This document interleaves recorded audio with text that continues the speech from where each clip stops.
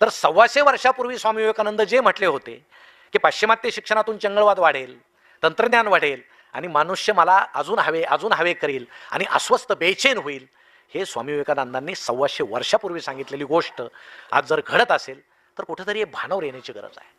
म्हणून आता इथं तरुण मुलं किती आहेत मला माहीत नाही, परंतु जुना काळ या परंपरा त्यांना आपण सांगितल्या पाहिजे की कशा परंपरा होत्या. बालपण तुम्ही आठवा, विजारीला मोठमोठाले ठिगळं असायचे, त्याचं कोणाला वाईट वाटत नसायचं.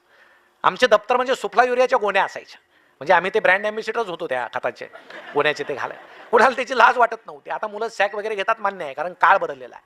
परंतु कपडा थोडा जरी फाटला तरी आई तसं जाऊ देत नव्हती. मुलाला सांगायची थांब मी तुझी विजार शिवून देते. आमच्या ताईला सांगायची तुझ्या इथं दंडावर फाटलंय मी शिवून देते, सर तुला हसतील, मुलं तुला हसतील, तसं तू जाऊ नको. कारण पूर्वी कपडा फाटलेला असलं की प्रतिष्ठा जायची. पूर्वी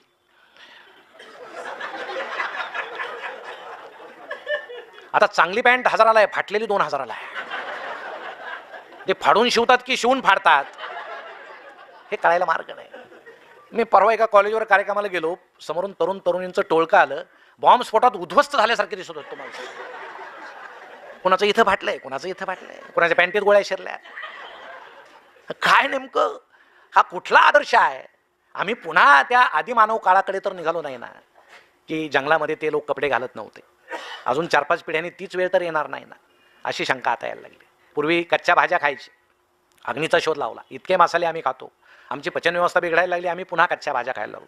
पुन्हा आम्ही जुन्या काळाकडे, पृथ्वी जशी गोल फिरते तसं आम्ही पुन्हा जुन्या काळाकडे निघालो की काय, अशी शंका यायला जागा आहे. म्हणून या सगळ्या गोष्टी आम्हाला अस्वस्थ करणाऱ्या आहेत की आम्ही सोशल मीडियाचा वापर किती करावा. आणि त्यावर अनेक विनोद येतात, भांडाट असतात ते, आणि ऐकण्यासारखे सुद्धा असतात. ते नाही एक मनुष्य व्हॉट्सअप खेळता खेळता चुकून शेजाऱ्याच्याच घरात जाऊन बसला. त्याला समजलंच नाही, तो आपला सोफ्यावर बसला जाऊन. त्या बाई आपल्या सिरियल पाहत होते, त्यांना वाटलं आपले आले असतील, त्यांनी लक्ष दिलं नाही. थोड्या वेळ त्या घराचे खरे मालक फेसबुक खेळत आले. त्यांनी यांना पाहिलं ते दचकून मोठ्यानं ओढले, सॉरी मी चुकून तुमच्या घरात आलो. आता हे या विनोदाच्या पुढच्या घटना घडायला लागल्या आपल्या बाबतीत सुद्धा. म्हणून यावर आता किती आपण, एकतर काय असतं की आपलं ठीक आहे, पण लहान मुलांना ऑनलाईन, आमचे शिक्षक मित्र काही इथं आहेत आता संघाचे, आमचे काही प्राध्यापक मित्र आहेत, की मुलांना शिक्षणाच्या नावाखाली किती आम्ही मोबाईल द्यावा. आणि आत्तापासूनच त्यांना आमची आईसुद्धा पोरगं झोळीत झोपल्यावर अंगाई गीताचा विषयच नाही, मोबाईलवर एक गाणं लावायचं, त्याच्या पोटावर टाकून द्यायचं आणि त्याच्या डोक्यात तेच राहतं, हेच अंगाई गीत आहे. मग त्याच्या दृष्टीनं ते सिनेमातलं गाणं म्हणजे अंगाई गीत झालं. म्हणजे आपण आपला त्रास वाचवण्यासाठी याचा जर वापर करत असू तर आपण दुःखी होताना दुसऱ्यांनाही दुःखी कसे करतो, हे मोबाईलच्याच बाबतीत आहे असं नाही. आता आमच्या सगळ्या ताईंचं खरं म्हणजे मी अभिनंदन केलं पाहिजे की ही वेळ असताना सुद्धा आपण इतक्या मोठ्या संख्येनं व्याख्यानाला, कारण महाराष्ट्रात असं घडत नाही.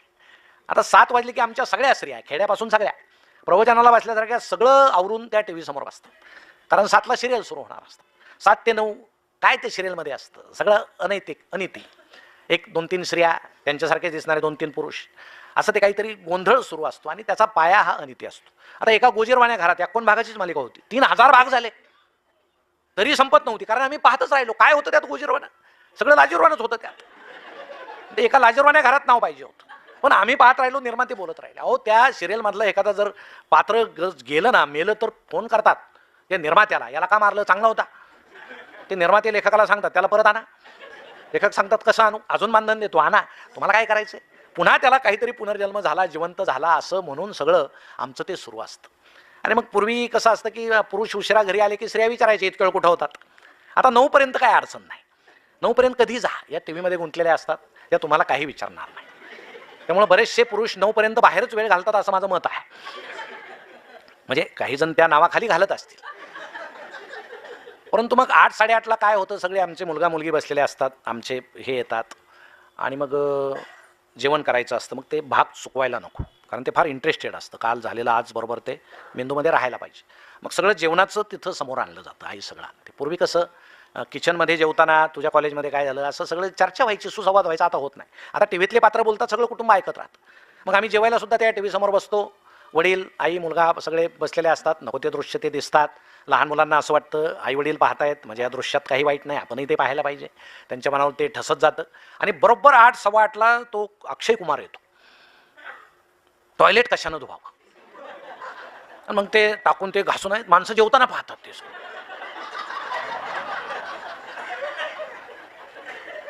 नुसतं पाहत नाही, आई वडिलांना सांगते ते घेऊन आहे बरं का, त्यानं फार छान निघतं ते. थोडी भाजी वाढू का तुम्हाला? बाबा तर घाबरून जातात, आता काय होईल याचा भरोसाच नसतो. मग हे सगळी संवेदनहीनता, जर काही यंत्र आमच्या मनावर जर आरूढ होत असतील तर आमच्या मनावर एक भावनेचं कवच नाही तयार होत, एक यांत्रिक पोलादी कवच तयार होतं आणि आम्ही अस्वस्थ असमाधानी होत जातो. म्हणून पूर्वीचे लोक इतके आनंदी का, गरिबी असताना पैसे नसताना एवढे आनंदी का? कारण ते समाधानी होते. आम्ही आता फक्त सुखी आहोत. या विज्ञानानं आम्हाला फक्त सुख दिलेलं आहे, त्यांना अज्ञानाने समाधान दिलेलं होतं. म्हणून अज्ञानात सुख होतं, विज्ञानानं आम्हाला अस्वस्थ केलेलं आहे. सुख आणि समाधान यात बदल काय? समोर भरलेलं ताट आहे, पंचपक्वान्न आहेत म्हणजे सुख आहे, पण ते आम्हाला पचत नाही म्हणजे समाधान नाही. झोपायला फोमची गादी आहे म्हणजे सुख आहे, पण त्यावर झोप येत नाही म्हणजे समाधान नाही. आम्ही फक्त सुखी आहोत, समाधानी नाही. पूर्वीचे लोक हे समाधानी होते म्हणून ते फार आनंदानं आपलं आयुष्य जगायचे. हा खरा फरक आहे, आम्हाला तो जाणवत नाही. आम्ही लगेच आता पटकन आम्ही दुःखी होतो. शिक्षणाच्या बाबतीत तेच आहे, आमच्या मुलांकडून प्रचंड अपेक्षा. हा कोट्याला गेला पाहिजे, याला इतके मार्क्स पडले पाहिजे. 30-35 मुलांनी आत्महत्या केल्या एका वर्षामध्ये. कशासाठी तुम्ही मुलं क्षमता नसताना कशाला कोट्याला पाठवता? हा फार मोठा प्रश्न आहे. पण जे मी झालो नाही, वडिलांचं असं मत असतं, ते माझ्या मुलानं व्हावं. म्हणजे आता 10वी-12वीला मार्क्स कमी पडले म्हणून किती उच्छाद. आमच्या एका मित्राच्या मुलाला 12वीला खूप कमी मार्क पडले, रडायला लागला, पत्नी रडायला लागली, दोघेही रडायला लागले. आणि आता आईबाप रडतायत म्हणून मुलाला वाटलं आता रडलं पाहिजे आपण सुद्धा. म्हणजे आम्हाला समजलं हा इथं फार रडारड सुरू आहे. आता ते नवीन जागा झाली आहे सांत्वनाला जाण्याची. म्हणजे मार्क्स कमी पडल्यावर आता सांत्वनाला जावं लागतं, फक्त फळं वगैरे न्यायची नाही असं. मग आम्ही दोघे तिघे गेलो, तिथं ते रडत होते. मग मी गेल्यावर त्या मित्राच्या कानात एकच वाक्य बोललो, त्यानं डोळे वगैरे पुसले. अजिबात तो म्हटला मी आता रडणार नाही, चहा करा. सगळे शांत झाले, आम्ही निघून आलो. काय बोललो मी त्याच्या कानात? एकच वाक्य बोललो की म्हटलं कधी कधी अनुवंशिकतेचा सुद्धा परिणाम असतो.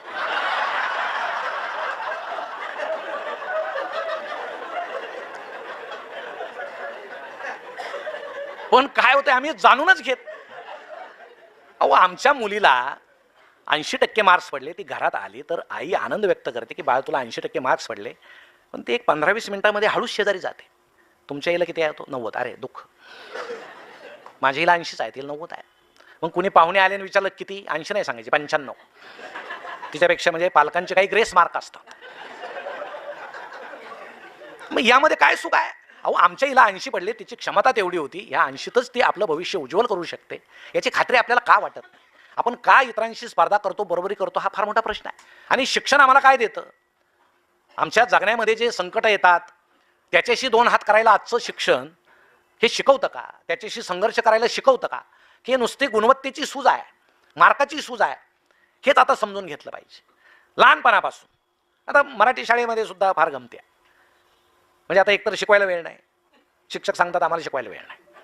मग एक साहेब वर्गात गेले, त्यांनी एका मुलाला उभा केला, गुरुजींना म्हटले सगळ्यात हुशार म्हणे हाच आहे म्हणे. साहेब म्हटले सांग रे, साथी किती? तो म्हटलं 35. साहेब म्हटले सगळ्यात हुशार म्हणे हाच आहे म्हणे. कसं काय म्हणे? बाकी सारे 35चे हातच म्हणतात.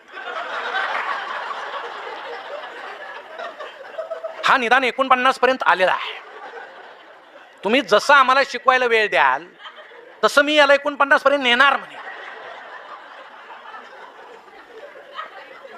आम्ही कुणाचा उपयोग काय करून घेतो प्रश्न आहे. अजूनही आम्हाला किती वर्ष झाले स्वातंत्र्य मिळून मूल्यमापनाची पद्धत अजून आम्हाला सापडते.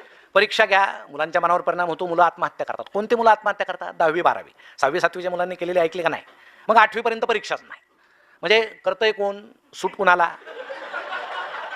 म्हणजे आजार काय? टोनग्याला आणि इंजेक्शन पखालीला, तसा तो प्रकार.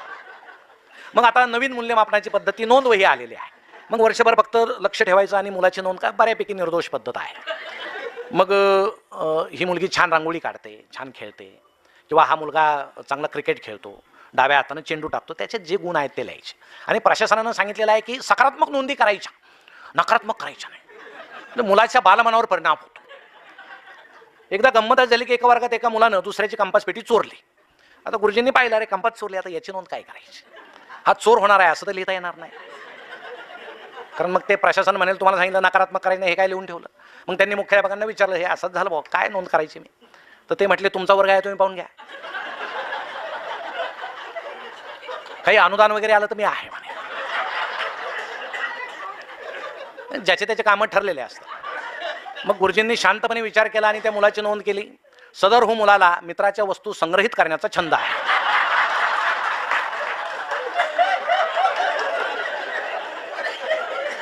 दुसरं करणार काय? मग अशी आमची मुलं शिकता शिकता ज्यावेळेस हायस्कूलमध्ये जातात, हे वय संस्कारक्षम असतं. या वयामध्ये खूप जबाबदारीनं तो अभ्यासक्रम संस्कार करण्याची गरज असते. तो अभ्यासक्रम तसा आहे का?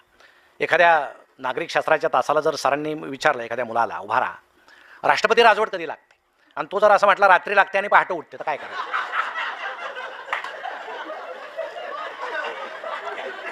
बरोबर द्यायचं की चूक द्यायचं? सर जर म्हटले चूक, तर मुलगा म्हणेल सर तुम्ही टीव्ही पाहत नाही का? ते रात्री गेले तिकडं, पहाटे आले, मुख्यमंत्र्याचा शपथविधी झाला, रात्री 9:10ला राष्ट्रपतींनी राजवट लावली, सकाळी शपथविधी झाल्याबरोबर उठवली. सरकारही त्यांचं, राष्ट्रपती त्यांचे, सगळं होतं. मग हे लहान मुलांना सांगणार कसं? म्हणजे 18 वर्ष पूर्ण झाल्यावर मतदानाचा हक्क आहे, मान्य आहे, पण मुलगा ज्यावेळेस निवडणुकीच्या दिवशी वडिलांकडे लक्ष ठेवतो की आज मतदान आहे, 5 वाजले तरी वडील मतदानाला जात नाहीत, म्हणजे काय? म्हणजे यांना 18 पूर्ण व्हायला काही मिनिटं बाकी आहेत का?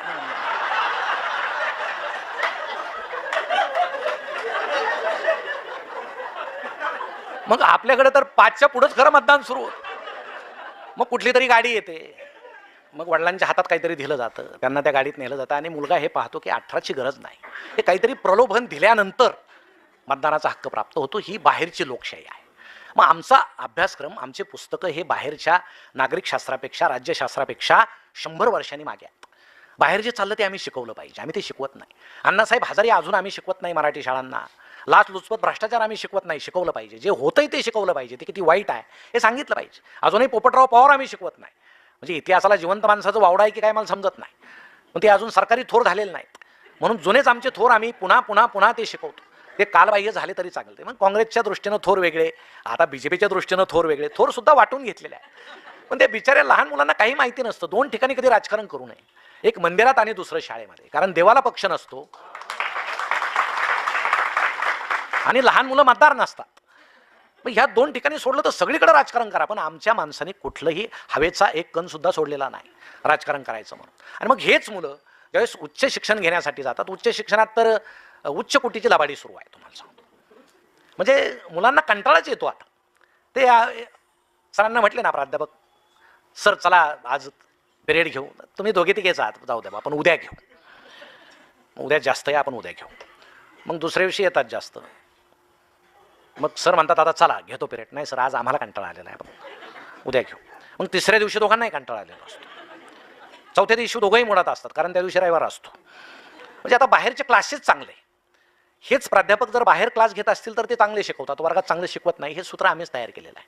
मग हे सगळं कुठंतरी मुलांच्या मनावर या गोष्टीचा विपरीत परिणाम होत जातो, ते आम्ही पाहत नाही. मग आता होतं काय की मुलाचा शिक्षकांवर विश्वास नाही, शिक्षकांचा मुलांवर विश्वास नाही, आणि समाजाचा दोघांवरही विश्वास नाही.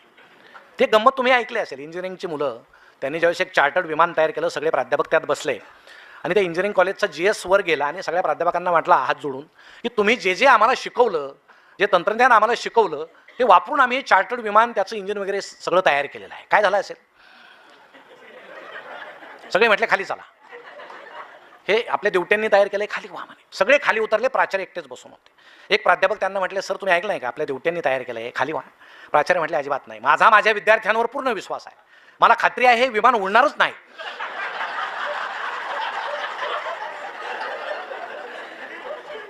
किती खात्री आहे.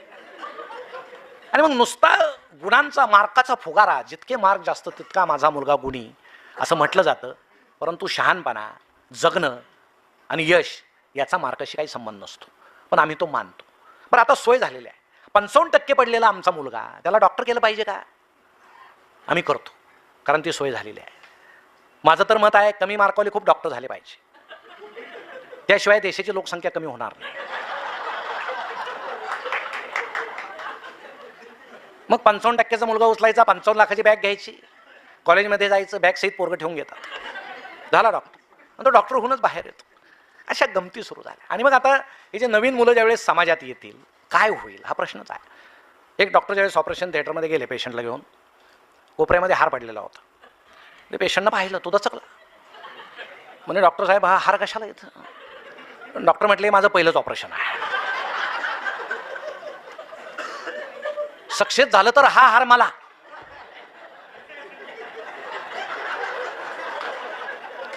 नाही झालं तर तुला, वाया जाणार नाही. गमतीच आहे. कोणी डॉक्टर असलं तर माफ करा, म्हणजे अतिशय नवे जे आहेत 50-55 वाले त्यांच्यासाठी मी हे सांगतो. म्हणजे गमती आहे. एक डॉक्टर पेशंटला इंजेक्शन देत होते, ते मोठ्यानं म्हणत होते, देशमुख घाबरू नका, देशमुख घाबरू नका. पेशंट म्हटलं डॉक्टर माझं नाव देशमुख नाही. ते म्हटले माझं नाव देशमुख आहे.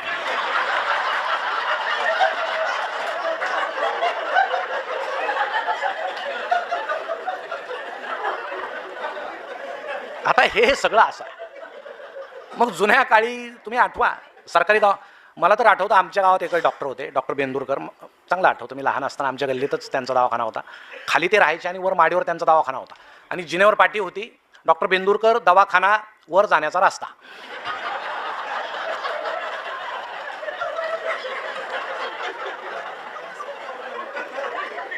त्यामुळे वर गेलेला पेशंट खाली येईलच, तरी आम्ही अजून आहोत. चांगले डॉक्टर होते. आणि दुसरा सरकारी दवाखाना असायचा. पूर्वी जायचे लोक तिथं. म्हणजे मला ज्यावेळेस एकदा काहीतरी आजार झाला तर आजीनं मला आठवतं तिथं नेलं मला सरकारी दवाखान्यात.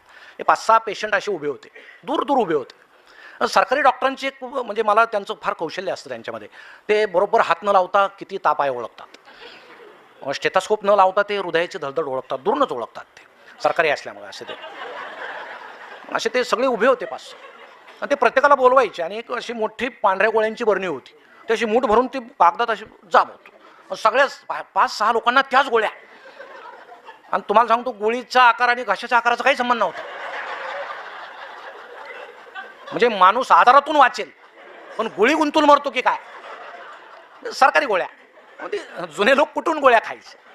नवीन मुलं म्हणतात आमचे आजोबा फार घाबरतात. घाबरायचं नाही तर काय करायचं. त्या काळात गोळ्या म्हणजे सरकार घशात गुंतून मारण्याची शक्यता होती.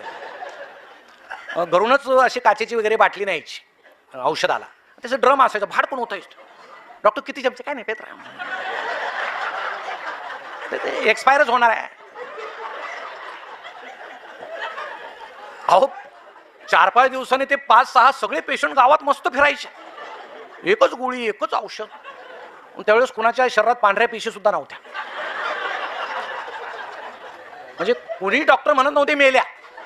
आता सगळ्याच्या मारायला लागल्या, कारण आता पांढऱ्या पेशी निर्माण करणारे औषधं निर्माण झाले.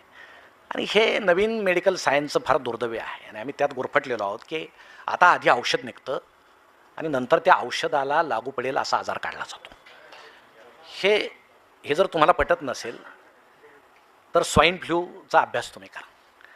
अमेरिकेतून आलेला स्वाईन फ्लू, त्या टॅमीफ्लू गोळ्याच्या कंपनीमध्ये कोणाची भागीदारी होती, तो आजार आल्यानंतर ते कशी त्या कंपनीची नफेखोरी वाढली वगैरे, तो वेगळा विषय आहे, तो मी घेत नाही. पण हे वास्तव आहे. आणि हे वास्तव जगताना आम्ही का त्या क्षेत्राकडे जातो फार मोठा प्रश्न. म्हणजे 2 तरुण मुलं ज्यावेळेस रस्त्यानं चालले, एक जण मोठ्यानं ओरडला म्हणे, सारख्या बहिणी समोरून येत आहेत म्हणे, सुंदर आहेत, त्यांनी वेण्यासारख्या घातल्यात, रंग त्यांचा सारखा आहे. तर मित्र त्याला म्हटला अरे बाबा ते 2 नाही, ती एकच मुलगी आहे, या वयात असं दिसत असतं, चल पुढं म्हणे.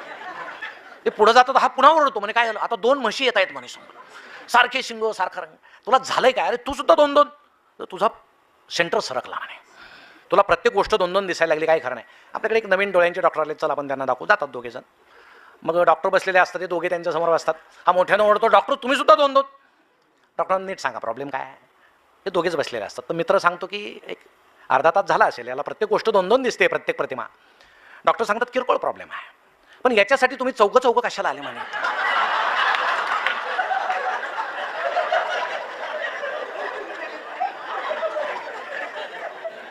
तर असं सगळं ते आहे. तरी आम्ही आनंद शोधतोय, आनंदात आहोत, हे फार मोठं. म्हणून आपल्या मुलांना जर कमी मार्क्स पडत असतील, त्याला चित्रकला चांगली येत असेल तर त्याला कॅनव्हास आणून द्या, ब्रश आणून द्या. तो चांगला खेळत असेल त्याला बॅट आणून द्या.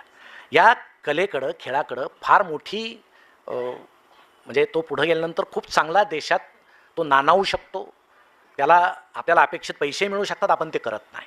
म्हणून आता मध्यमवर्गीयाचं जे स्वप्न आहे की कुठेतरी नोकरी लागणं, आता महिन्याचा पगार सांगत नाही, वर्षाचा पॅकेज सांगतात, तो मोठा वाटतो. तर तसं न करता माझा मुलगा जसा आहे तसाच तो मोठा व्हावा या अपेक्षेने आता आपण या गोष्टी केल्या पाहिजे. पण आम्ही निराश होतो की मी तुझ्याकडून काय अपेक्षा केलेल्या होत्या आणि तू कसा निघालास वगैरे. काही अपेक्षा करू नका. त्याच्यामध्ये जी क्षमता आहे, त्याच्यामध्ये जे कलागुण आहेत ते निर्माण करण्याचे प्रयत्न करा, अपेक्षा करू नका. म्हणजे आपल्या पदरी अपत्याचं काही न होण्याचं दुःख पडणार नाही. मग आजच्या पालकांनी हे बाळगलं पाहिजे, आम्ही ते बाळगत नाही. म्हणून या सगळ्या गोष्टी करताना नेमका आनंद तरी कुठं आहे? आमचे काही मित्र सांगतात कुठे आहे आनंद? आनंद कुठंच नाही. मी आजारी आहे. आता आजारी माणसाला काय वाटतं? मला भेटायला यावं. मग काही आजारी माणसं पहिल्यापासून सांगतात मी कसा घाम आला, मी कसा पडलो. मग ते ऐकता ऐकता पुढच्याला घाम येतो. 2 स्टेन टाकल्या, आता पुढच्याच्या छातीत 4 आहेत, तो कशाला सांग. पण आपल्याला दुःख देखणं करायची सवय आहे. आम्ही दुःख विकतो बाजारात. आम्हाला आमच्या दुःखाचं काय स्वाभिमान आहे की मला या भेटायला मी दुःखी आहे. अरे सगळेच दुःखी आहेत, ते दाखवत नाहीत. तुम्ही आनंद वाटा, आनंद मिळेल. आनंद वाटा. तुम्ही देवाला फुलं वाहा, तुमच्या हाताचा सुद्धा वास येईल, सुगंध येईल. पण आम्ही ते फुलं वाहत नाही. आपण जेवढा आनंद वाटू तेवढा आनंद आम्हाला मिळेल. आनंद साध्या साध्या गोष्टीत असतो, त्याला पैसे द्यावे लागत नाही. तुम्ही सकाळी फिरायला जाता की नाही? जातो. सकाळी फिरताना सुद्धा आनंद असतो. आता फिरण्याचे अनेक कारणं आहेत. आता आमचं पोट समजा वाढलेलं आहे, तर ती चिंता आपली आहे ना, समाजाची नाही ना. मग चेहरा असा असतो की तो चेहरा पाहून बाकीच्या म्हणतात हा आला की काहीतरी घोटाळा होतो, याचा चेहराच पाहायला नको, आपण दुसरीकडून गेलेलं बरं आहे. मग पहाटे फिरताना सुद्धा शेवटी ते थंड हवा आहे, सकाळचं वातावरण आहे, आपण आनंदीच राहायला पाहिजे. आम्ही हा कोणीतरी कुत्रा घेऊन फिरतोय शेजारी, मग आपल्याला कुत्राच नाही याचं दुःख बाळगायचं का? तो फिरतोय ना घेऊन, त्याच्याकडे पहा. कधी कधी तो कुत्र्याला फिरवतोय की कुत्रा त्याला फिरवतोय तेच समजत नाही. तो आनंद लुटा ना जरा, मस्त पहा. तर रामदेव बाबा योगासनं करतात, केले पाहिजे. पण आता रामदेव बाबा काय त्यांचं आरोग्य चांगलं राहण्यासाठी योगासनं करत नाहीत, त्यांचं चांगलंच आहे. ते आता त्यांचा व्यवसाय झालेला आहे. त्यांचे अनेक व्यवसाय आहेत. म्हणजे कपड्याला खिसा नसताना सुद्धा एवढा व्यवसाय असलेला माणूस जगामध्ये तेवढाच आहे. मग ते सगळे आपले सकाळी उठतात, असं करा असं करा, मग एक पाय गळ्यात घाला. आता आपली क्षमता असेल तर आपण करावं. त्यांनी गळ्यात घातलं की आपण घालायचं, तो निघत नाही. मग आमच्या हिला म्हणायचं एवढा काढ, ते म्हणते काढ नाही दुसरा घाला, दिवसभर असेच बसा.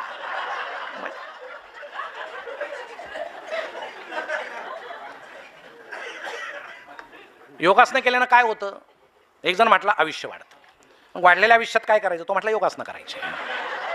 प्रश्नच आहे, अवघडच आहे.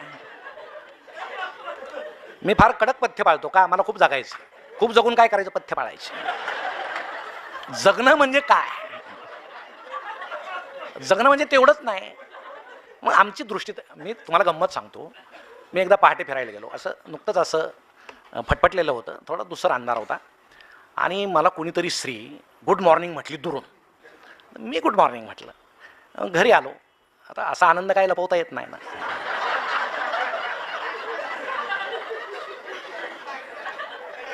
तर हिनं विचारलं, आता बायको लगेच ओळखते बरं का चेहऱ्यातलं, काहीतरी झालेलं दिसतंय, आनंदी दिसतंय. म्हटलं नाही तसं काय नाही.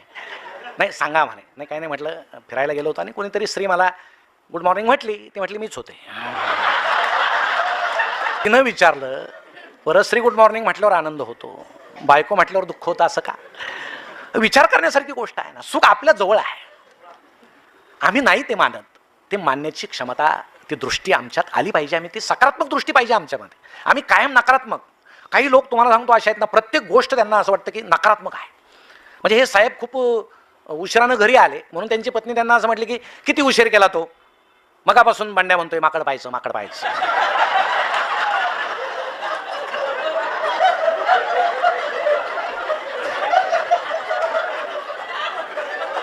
आता तो जर सकारात्मक दृष्टीचा असेल तर काय म्हणेल? थोडा उशीर झाला तुझा आवर बंड्याचा आवर, आपण बागेत जाऊन माकड पाहू. सरळ गोष्ट आहे. पण जो नकारात्मक आहे तो काय म्हणेल? पोरासमोर मला माकड म्हणतेस. आता ते म्हणेल, म्हणायची काय गरज आहे? म्हणजे मनातली मनात म्हणेल. आमच्या स्त्री अजून शिष्टाचार पाळतात, नाही का, उघड काही बोलत नाही. हे सगळे आनंदाचे जे विषय आहेत, आम्ही कोणत्या दृष्टीनं जग पाहतो यावर आनंद आहे.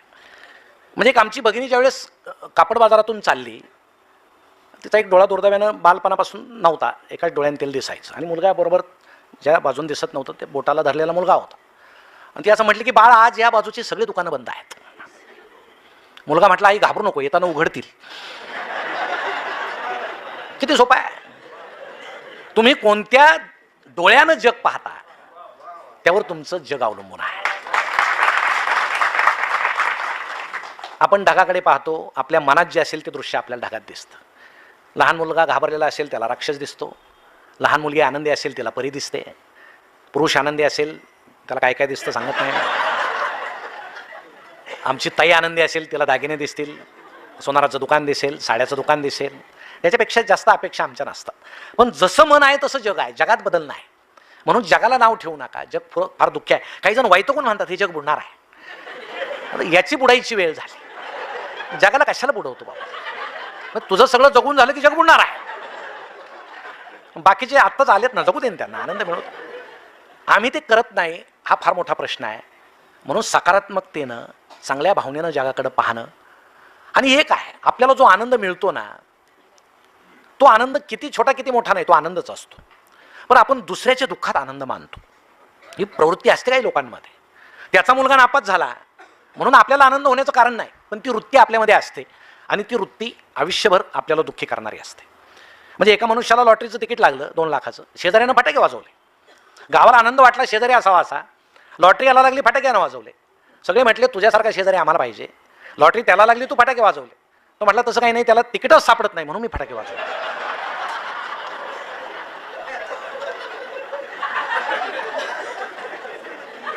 मग ही जी वृत्ती आमच्यामध्ये आहे ती सुद्धा विलक्षण आहे. म्हणून आता जुने लोक काय आनंदी नव्हते का? होते. आमच्या जुन्या ताई काय मेकअप करत नव्हत्या का? करत होत्या. आमची आई, सगळ्यांचीच आई, जुन्या काळी चेहरा थंड पाण्याने एकदा धुतला किंवा सकाळी आंघोळ केली की असं मेन लावायची. मग त्या भिंतीच्या, मातीच्या भिंतीत कुठेतरी एक आरशाचा तुकडा रुतलेला असायचा. मग ती अशी खाली वाकायची, कपाळ दिसत नसायचं त्याशिवाय. मग असं लाल जर्द कुंकू असं लावायची. मग पदर घ्यायची, पदराचं असं एक टोक जिभेनं ओलं करायचे आणि असं छान वर्तुळ काढायची. कधी शाळेत न गेलेले, सुंदर असं ठसठशीत कुंकू. सौभाग्य. त्यावेळेस सुद्धा ते असं टिकाऊच होतं कुंकवासारखं. म्हणजे आता टिकली आली यात तुमचा दोष नाही, मग आता भरोसाच राहिला नाही. म्हणजे कुंकू निघत नव्हतं. आता काल परवा मी पाहिलं एक लग्नामध्ये, लग्नाला उशीर झाला, म्हटलं काय नवरी आली नाही का? आलेली आहे म्हणे. नवरीची आई आली नाही, मेकअप करते. मला वाटतं हे मेकअप करणं ही आमच्या ताईची गरज नाही, हे मेकअप तयार करणाऱ्या कंपन्यांची गरज आहे. पण आम्ही ती करतो. आमचं नैसर्गिक सौंदर्य आम्ही हाताने विस्कटून टाकतो. या ज्या सगळ्या छोट्या छोट्या गोष्टी आमच्या जीवनामध्ये आहेत त्या दुःख निर्माण करणाऱ्या आहेत, आनंद निर्माण करणाऱ्या नाहीत. म्हणून आमची एक गत आहे, आता जुनं सोडायचं नाही आणि नवं तर पकडायचं, ही वृत्ती आमच्यामध्ये आहे. आता कोरोनामध्ये काही लग्न झाले नाही का? झाले. किती होते लग्नाला माणसं? 4, 5. ते संसार काय सुखी झाले नाही का? झाले. कशाला पाहिजे एवढे लोक? 2-2, 3-3 हजार लोक जमा करता कशाला? आशीर्वाद घ्यायला.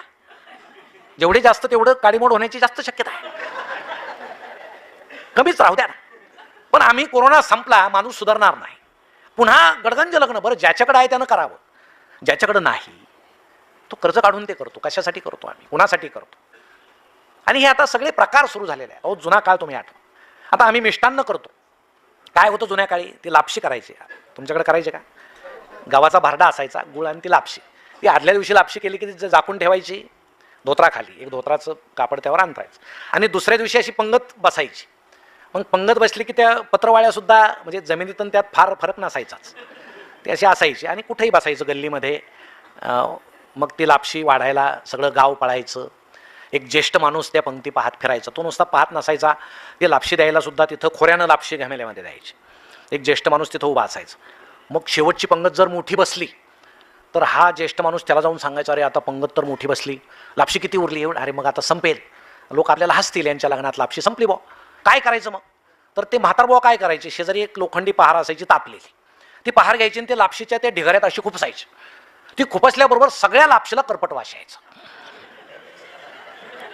आणि लोक लापशी खात नसायचे. म्हणजे वाढली नाकाचं, नको बाबा वास येतो.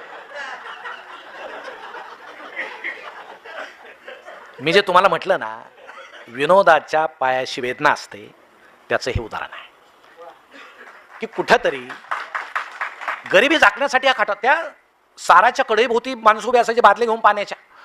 सार पुरला नाही की बाहेर कणाचे पाणी होतच राहायचं, नुसतं पाणी, शेवटच्या पंक्तीला नुसतं पाणीच यायचं. पण कोणी कधी नावं ठेवले नाही, कारण आता आपल्या आशीर्वादानं कुणाचं भलं झालंय, आलो तर आपलं जेव्हा बॉक.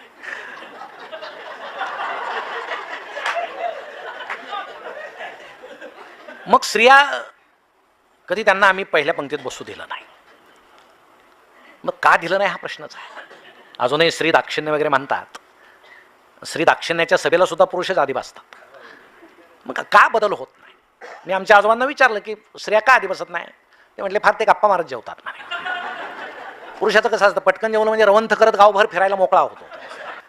आपण काय करतो, बनावट प्रेम असतं आपलं, बनावट म्हणजे असं मनातून केलेलं, ज्याला खरं प्रेम म्हणतात ना, बावन कशी, ते आपण कधीही करत नाही, ते केलं पाहिजे. म्हणजे देवाच्या पाया पडायचं ना, लक्ष चपलेकडं, ते देवावर केलेली खरी भक्ती नाही. जाऊ दे, ती चप्पल गेली तर आपण म्हणतो दरिद्री गेली, जाऊ द्या गेली तर, पण तुम्ही देवासमोर आलात. म्हणून विवेकानंदांनी प्रेमाचे जे 3 त्रिकोण सांगितलेले आहेत की प्रेमामध्ये व्यवहार नसावा, एक निस्सीम प्रेम असावं, जसं विवेकानंदांचं रामकृष्ण परमहंसांवर होतं. म्हणजे एक राजा ज्यावेळेस एका साधूला म्हटला, चल महालात मी तुला संपत्ती देणार आहे, तो म्हटला मी भीक घेत नाही, नाही म्हणे प्रेमानं देणार आहे, चल. म्हणून साधू त्याच्याबरोबर गेला. आणि राजा म्हटला माझी पूजेची वेळ झाली, म्हणून राजा देवा पुढे जाऊन असं मागायला लागला की हे देवा माझं ऐश्वर वाढव, माझं राज्य अजून वाढव, माझं शरीर अजून सदृढ कर. तर साधू निघाला. तर राजा म्हटला काय झालं, तर ते म्हटले एका भिकाऱ्याकडून मी भीक घेणार नाही, तूच इतका भिकारी आहेस की तू राजाला भीक मागतो, तुझ्याकडून मी कशाला काय घेऊ. तर हे प्रेमात तो भिकारीपणा नको, प्रेमात भय नको. एखादी स्त्री रस्त्यानं चालली, एक कुत्रं धावून आलं तर ती स्त्री घाबरेल, पण तिच्याबरोबर जर मुलगा असेल तर स्त्री त्या मुलाला मागं करून त्या कुत्र्यासमोर असं उभं राहील. हे प्रेमात भय नसतं, हे खरं प्रेम असतं. पण आमचं सगळंच कसं बनावट झाल्यामुळं आता आमचे काही तरुण मुलं इथं आहेत, काय प्रेमाचे प्रकार आहे. व्हॉट्सअपवर काहीतरी पाठवायचं, तिकडून मेसेज येतो, दिवसभर हे लटकत्यात फिरतं. काय झालं, काय आता काय सांगायचं तुम्हाला, काय झालं. हो काय आता ते इमरोजची गोष्ट वाचली ना तुम्ही परवा, नसली वाचली तर वाचा. आणि त्याच्या पलीकडे एक उदाहरण तुम्हाला सांगतो, माहिती असावं म्हणून. तुम्ही जर 40 गावला गेलात, त्या फलाटाच्या कडेला एक बंगला आहे. तर आता मध्ये घरं झालेत, पण पूर्वी तो बंगला आणि सरळ रेल्वेच असायची तिथं. आपण ते अलीकडे उतरलो की तो पूल ओलांडून पलीकडे तुम्ही जा, के मूस. हा के मूस कॉलेजमध्ये मुंबईत शिकत असताना विल्सन कॉलेजमध्ये त्याचे आई वडील ज्यावेळेस निघाले 40 गावला व्यापारासाठी, त्याची एक मैत्रीण होती. आणि रेल्वेमध्ये वाटं लावायला येताना ती त्याला असं म्हटली की मी उद्या रात्रीच्या रेल्वेनं येईल, आपण दोघं एकत्र जेवण करू. म्हणून ते निघून आले, त्या बंगल्यामध्ये राहायला लागले. रात्री 1-1:30ला ती जनता एक्सप्रेस येते. हा के मूस कागदी बुके घेऊन पायरीवर यायचा की ही आज रात्रीच्या मेल नाही येईल, उद्या येईल, परवा येईल. किती वर्ष वाट पाहिली, 50 वर्ष. 50 वर्ष के मूस रोज रात्री पायरीवर येऊन उभा राहायचा, ती आली नाही. आणि तो के मूस कोण होता हे त्या बंगल्यात जाऊन पहा.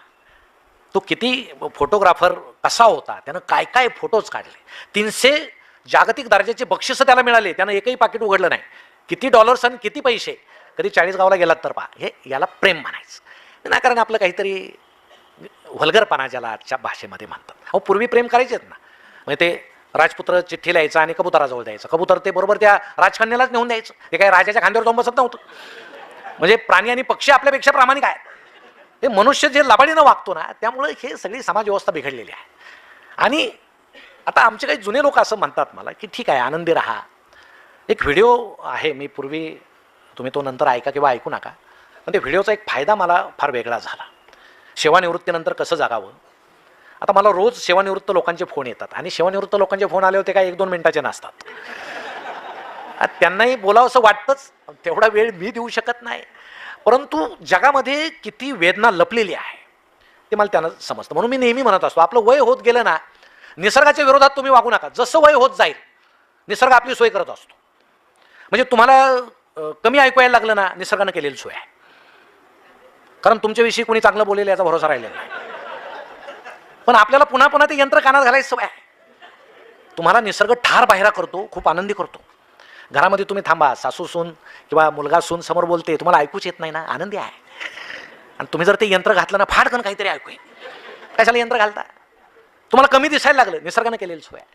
तुम्हाला पाहण्यासारखं अपेक्षित काही राहिलेलं नसतं, सगळं दुसर होत गेलेलं असतं. पुन्हा आम्ही दाडदाड भिंगाचे चष्मे लावून पाहतो, आणि नको ते पाहिल्यानं ते दुःख आमच्या पदरात पडतं. म्हणून वृद्धाप काळामध्ये सुद्धा आनंदी जगण्याचे कसे प्रकार आहेत की थोडा आपला अहंगंड जगण्यातला आपण सोडला पाहिजे.